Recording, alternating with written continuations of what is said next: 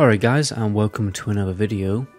Today I'm going to help you decide what class to play on the fresh Season of Mastery Classic World of Warcraft servers.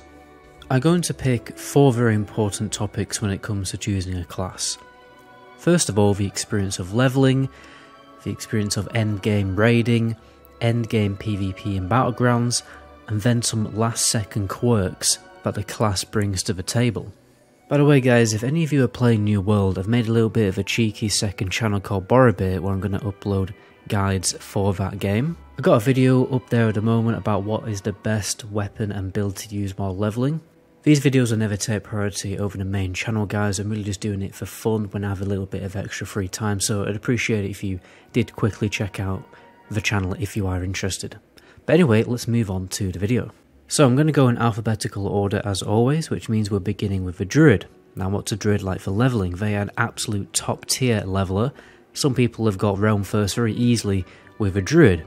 And this is because before cat form, to be honest, it's quite slow, but once you get cat form at level 20, it speeds up dramatically, because you will have a 30% increase to your movement speed while in cat form if you have the Feline Swiftness talent. And you can stealth to do quests faster, by skipping certain enemies. You don't use your mana for your actual DPS, because you switch into cat form and use your energy, which means you always have mana left over for topping your health up. This means you basically have absolutely zero downtime unless you've gone like really hard. It's also an agility class, which means you have a high dodge chance, which makes you rather quite tanky. So basically you're a speedy Gonzali, you have infinite healing, and you barely take any damage. What is there not to like? Now when it comes to raiding, as a healer, you are a very mana efficient healer with a combat res. There's a number of different builds that you can experiment with, like the Swift Men build or the Moonglow build, so you're not restricted to just, going for one spec. In my opinion, I think all the healers are fairly equal in viability and usefulness, but some people would argue a priest is a little better than the rest. As a tank, they're not actually that bad, but they are preferred to be as more of an off-tank. I actually raided with a Feral Druid all the way through Classic. But one thing I will say is they're much more viable for Alliance, because on the Alliance side you have Blessing of Salvation, which nerfs the threat of melee DPS, whereas Horde have Wind Fury, which buffs the threat of melee DPS, and you can't benefit from Wind Fury, so it's kind of difficult to out-threat the melee DPS. You also can't use consumables while in bear form, and you just have less defensive cooldowns than a warrior.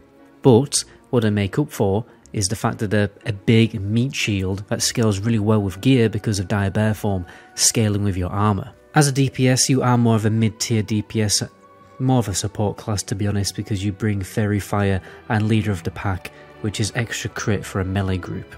And it is a fairly fun power shifting rotation, which is actually one of the better ones out there. But you won't be topping the meters unless you're in a guild where everyone is a fairly average player and you're an exceptional player. In PvP, they're extremely strong and versatile, many different builds to choose from. Like, I've lost count how many different talent builds you can go for PvP as a Druid. They're the best in slot flag carrier because they are really tanky in bear form and have great maneuverability to escape enemies. Now let's go through some last minute quirks. You've got access to really good stealth gold farms. You can teleport to Moonglade for free. You've got underwater form, which increases your swim speed and makes you, able to breathe underwater. You've also generally got some really good class quests as well. You've got Innovate for insane mana regeneration, which you can pop on a friend as well. You can track humanoids in cat form, and you've got reduced fall damage in cat form. Now let's move on to the Hunter. So the Hunter are again a top tier leveler, and this is because you have a pet.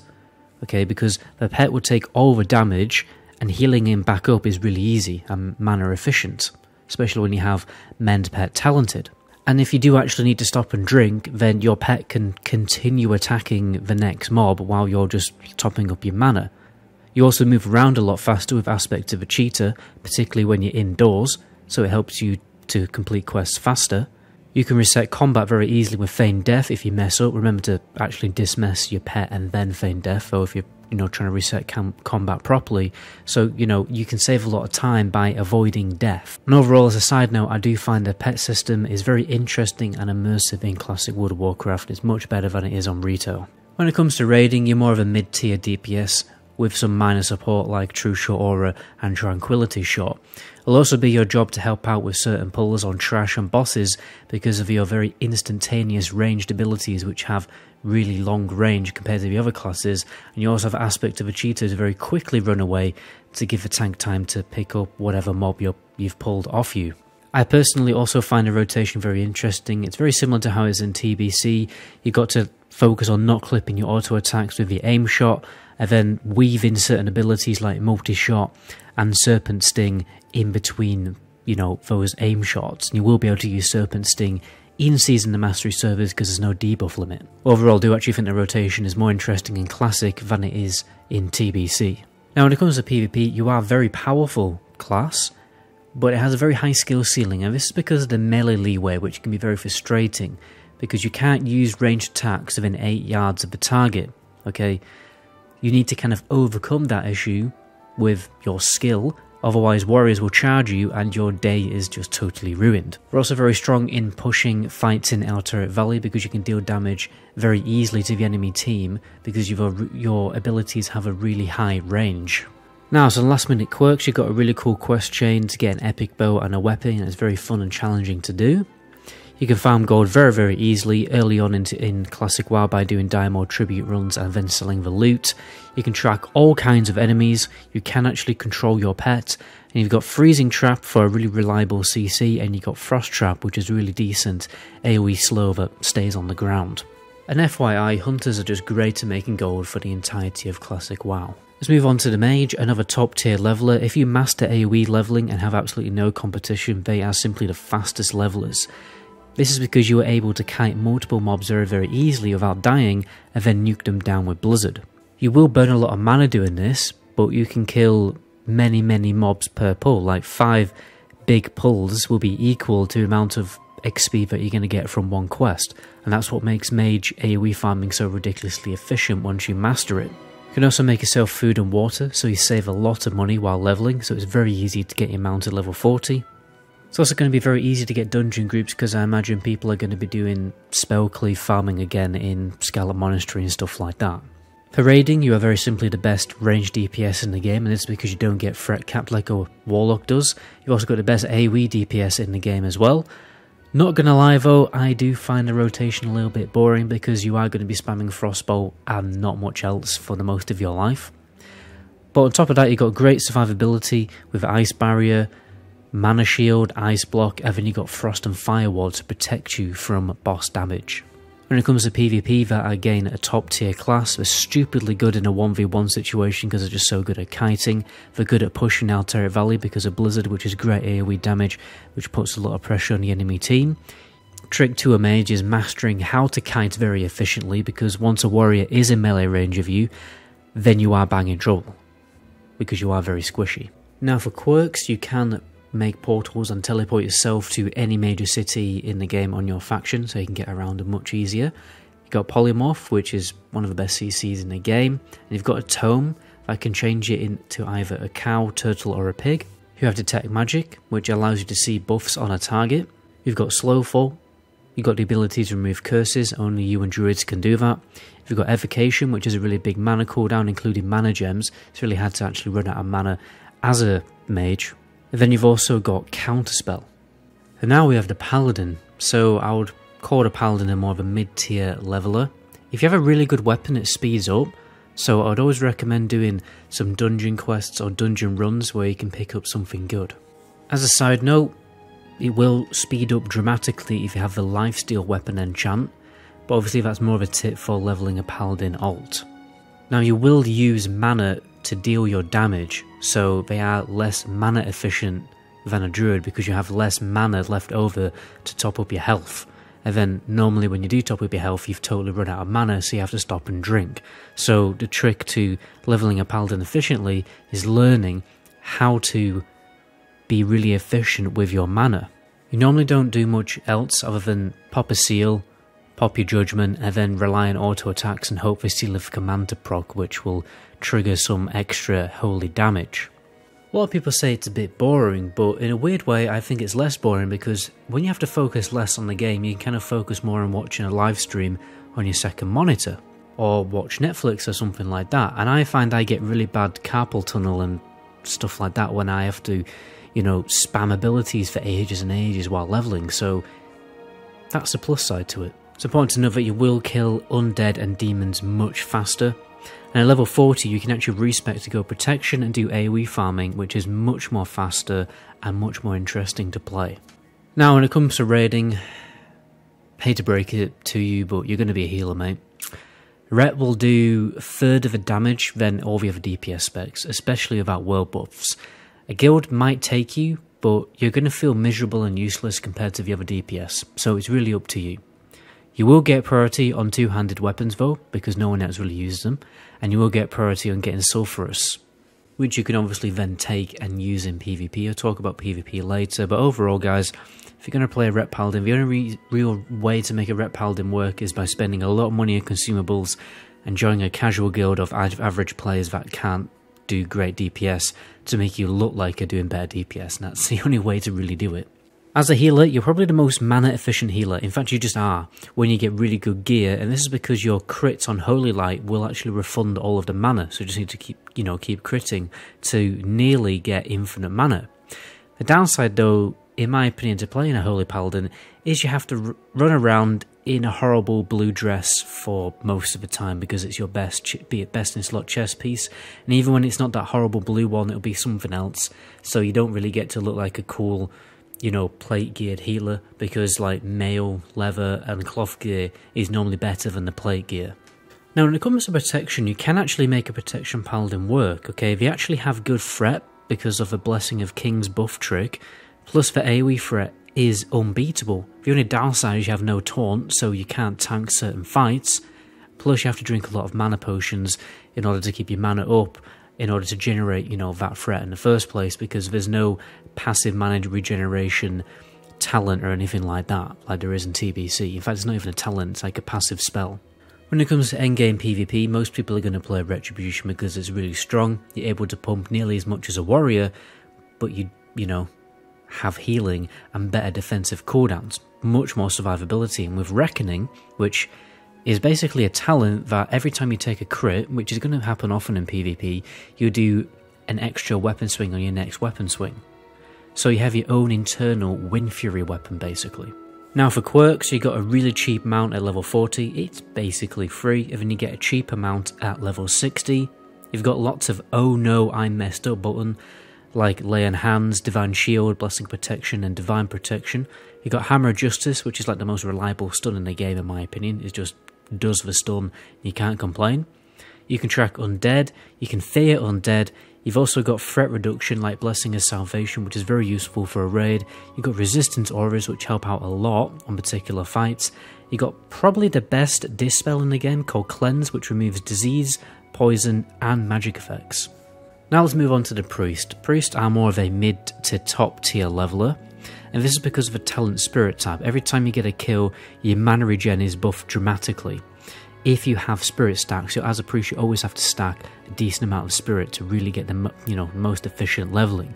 You will also use your wand a lot because of the wand spec talent, which massively increases your wand damage, which makes you even more mana efficient because you're not casting spells. You normally spec a little bit into Shadow and Discipline up until level 40, and then you switch to Shadow where you can get Shadow form, and that's when you start to wand less and use your spells more. So the great thing about leveling a Priest is it will switch up halfway through. Now when it comes to raiding, they are considered the best healer. Good healing, solid utility like a Dwarf Sphere Ward, stamina and spirit buffs, plus they have great AoE healing on the party, and not all healers can do AoE healing, so it makes them stand out. Not the most mana efficient healer, in my opinion, so you have to be careful and bring, a decent amount of mana pots and demonic runes and everything like that. You can play Shadow. One will be brought to a raid sometimes because it will buff the Warlock's damage, but it really depends on whether people are going to stack Warlocks in, Fresh Classic. And this is because of the debuff called Shadow Weaving, but your own damage isn't that great because you run out of mana very, very quickly, and Mind Blast generates even more aggro than it does in TBC, so it's very unsafe to use. When it comes to PvP though, they're probably the strongest 1v1 class in the game, up there with a Warlock. They do really good burst damage, and all their damage actually heals themselves with Vampiric Touch, so they're ridiculously tanky, and they can pop Power Word Shield while in Shadow Form as well, and even if they do need healing, they can break Shadow Form to heal themselves. They're even better when you play Horde, because then you don't have to worry about, Will of the Forsaken breaking your fear.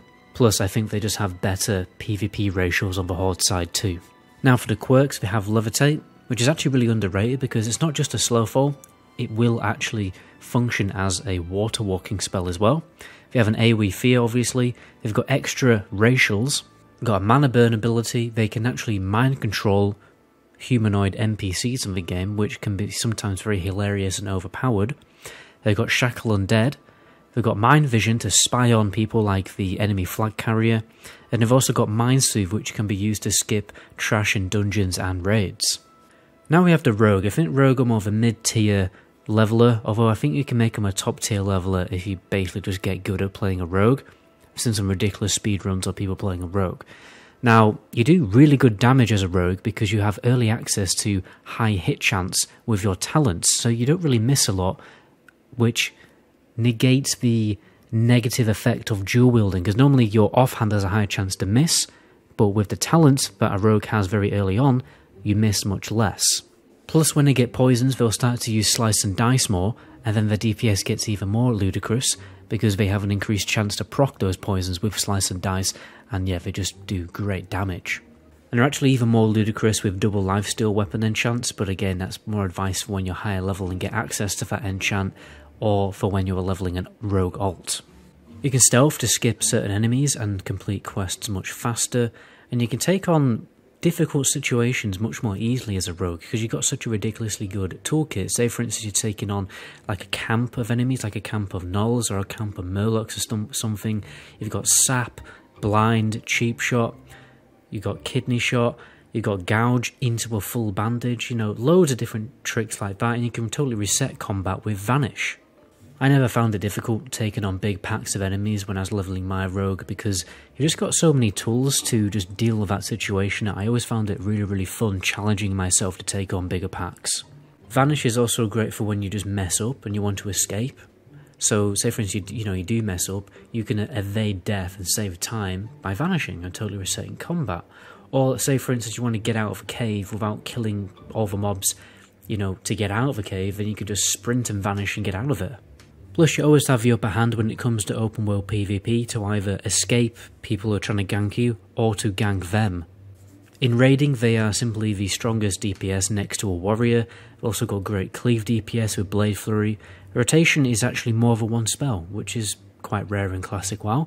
You have to maintain your slice and dice buff and use your extra combo points on Eviscerate. And threat dropping is an absolute doddle, and that's because of Vanish and Feint. But honestly, most of the time what you do is you wait for your threat to get really high, and then you vanish, and then it all goes, and it's totally reset, and then you just go and pump again. It's like impossible to pull aggro as a rogue. If you've got more than 2 brain cells anyway. In PvP, they are the top tier to god tier, in my opinion. You always have the advantage because of stealth. Right, stealth is just ridiculously overpowered in PvP. Any class is going to have trouble dealing with you, apart from maybe a Shadow Priest or Warlock, because they are so tanky. There's hundreds of different tricks to learn. It's a very high skill ceiling, very fun to play. You can reset a fight so easily with Vanish and Preparation. It resets all your cooldowns. So even when you mess up, you can just totally start again. So in 1v1 situations, you are very strong. Downside is, Prep, it has a very high cooldown. You kind of suck though, not going to lie, in battlegrounds like Alterate Valley, because you can't really push in a big team fight. It's like a warrior, because warriors can charge in, unleash havoc. The range classes can deal damage from afar. Rogues can't really do that, so you kind of feel a bit useless in battlegrounds like Alterate Valley, although you can do some ninja cap stuff and stuff like that. For quirks, you've got some really cool class quests. In my opinion, I think they're the best class quests in the game because they really challenge you to actually play a rogue properly. It's almost like a tutorial for playing a rogue well, because you cannot complete the quest without being a rogue. You have to pickpocket certain mobs, you actually have to stealth and stuff like that. So you'll have a lot of fun doing the class quests. You've also got access to really good stealth gold farms. You can do lockpicking, so you can open dungeons like Scholomance, and you can open lockboxes, which gets you a little bit of extra gold. You've got pickpocketing gold farms. You've got utility like poisons. The poisons have a number of different effects. They can slow enemies, they can reduce the healing that enemies receive, or increase their casted speed. You can detect traps and then disarm the traps. You've got gouge kiting, which is a very useful, powerful tool to solo elites. I think it's very, very easy to solo elites as a rogue because of gouge kiting. I'd recommend looking that up. And then you've also got reduced fall damage. Now we have the Shaman. I think the Shaman are, again, a mid to top tier leveler. It depends how skilled you are. What you do as a Shaman is you front load your spells, and then you finish them off with melee attacks to allow for the 5-second mana regen window to hit earlier. So it's a very mana efficient leveling class. You become more powerful when you get stuff like Flame Tongue or Wind Fury weapon because it's basically free weapon enchants. A disadvantage though is you have to use a two-handed weapon while leveling, which means the DPS is spiky rather than good sustained DPS like it is in TBC when they give you dual wield. And you don't have talents that increase your hit chance, so it means, you know, you will miss a lot, and then it takes ages for you to do damage again, and it's, you know, difficult to take on mobs which are higher level than you because you obviously have an increased chance to miss them. And it also makes the class very weapon dependent. On a plus side, you do have heals to top your health up, and you have Lightning Bolt for range pulls to avoid difficult situations. You've also got Ghost Wolf to massively speed up your leveling level 20 to 40. As a healer, they're very simply the best AoE healer in the game, and they provide great support to the raid with their totems. People do like to stack a lot of Shamans on the Horde side because of their totems. Particularly your Wind Fury totem, because people like to stack melee later on in Classic WoW, and they just want every single warrior group to have a Wind Fury totem. As enhancement or elemental, you're more of a low tier DPS.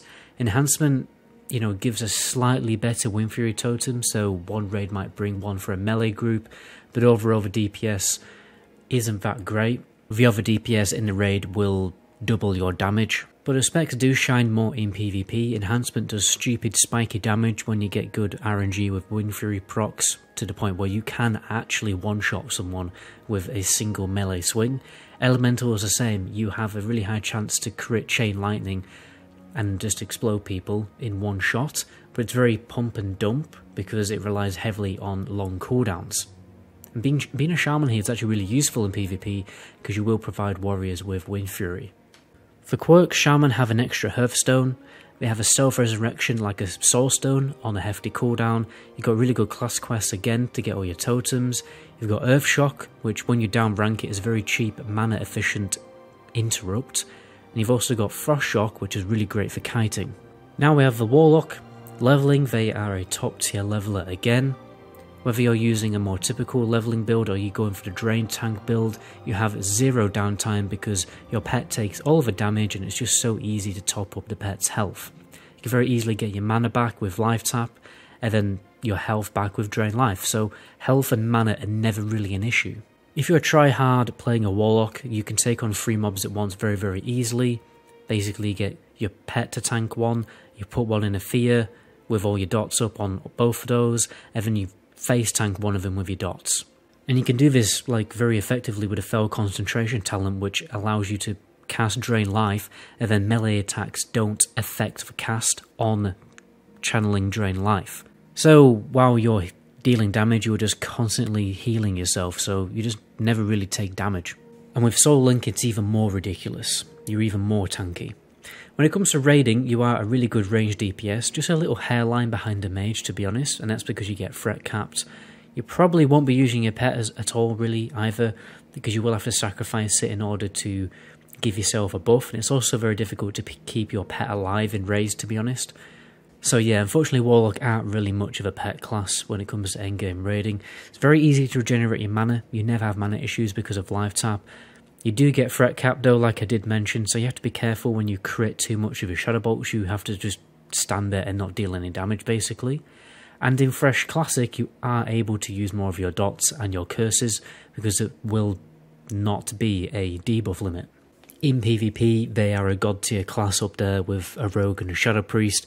Stupid dot damage, instant Shadow Bolts, they're tanky as hell with Soul Link, they've got Health Stones, they've got stupid CC with Fear, Horrify with Death Coil, AoE Fear as well, if you fancy it. You can sacrifice your Void Walker for a huge bubble, and you can do that twice because you can summon your pet twice with Fell Domination. You're just insane in a 1v1 situation. You're good for team pushing at AV because you can spread dots of your enemy team at high range. Just ridiculously strong PvP class. When it comes to the quirks of a Warlock, there's a really big list of them, okay? First of all, you got a cheap mount at level 40, and an even cheaper one at level 60.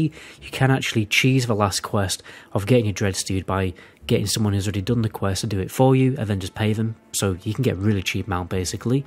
You got Summoning, you got Underwater Breathing, you've got Ire Kill Rogue, which can be useful for pulls. You can Sense Demons, you can stop humanoid mobs from running away in fear. You know when, like, mobs get to low health and they start running away, it's really annoying because then they go and pull other mobs. Well, you can stop mobs from doing that with Curse of Recklessness. You can detect invisible mobs. You've got Soulstone for self-resurrection while you're, leveling, or you can put it on a healer for white protection. You've got Shadow Word, which absorbs shadow damage. You've got, again, like I said before, an AoE Fear. You've got your instantaneous fear Death Coil, which is actually a Horrify, so it has a different diminishing return to Fear, and it also heals you. You can banish Elementals and Demons. You've got loads of debuffs like debuff of Elements and Shadow to buff the damage of the raid. You can summon an Inferno, which is very useful for when you're doing open world questing because the Inferno really pumps. And you can also summon a Doom Guard. It's a bit of a weird one, the Doom Guard, because it actually sacrifices people in the ritual, like actual players. So a bit of a fun gimmicky thing there. And you've also got really cool class quests to get certain items which are really useful for a Warlock, and also obviously to get new demons. And finally we have the Warrior. Now, most people would consider the Warrior to be a very low tier leveler, but in my opinion they actually are more of a mid tier leveler once you get a good weapon, and honestly once you just get good at the game. I mean, Tactics did a really good speed run of a Warrior under 4 days playtime. I'll leave his channel link in the description as well if you don't believe me. And like I've said earlier, when you're leveling in melee, if you get the lifesteal weapon and chance, they are ludicrously good and massively speed up your leveling time, but again that is more of advice for when you're leveling a Warrior alt. So in my opinion, they're not as bad as you think, you just have to get good at the game. Because when you get good gear for a Warrior, they do a ridiculous amount of damage, okay? You just have to learn how to kill mobs very fast and efficiently, because the faster you kill mobs, the less damage they deal to you, which means you can chain pull more, and you generally just have to stop and eat less. Also, weirdly, Warriors benefit from Spirit more than any other class, so when you have a decent amount of Spirit on your gear, then your health regenerates really fast as well.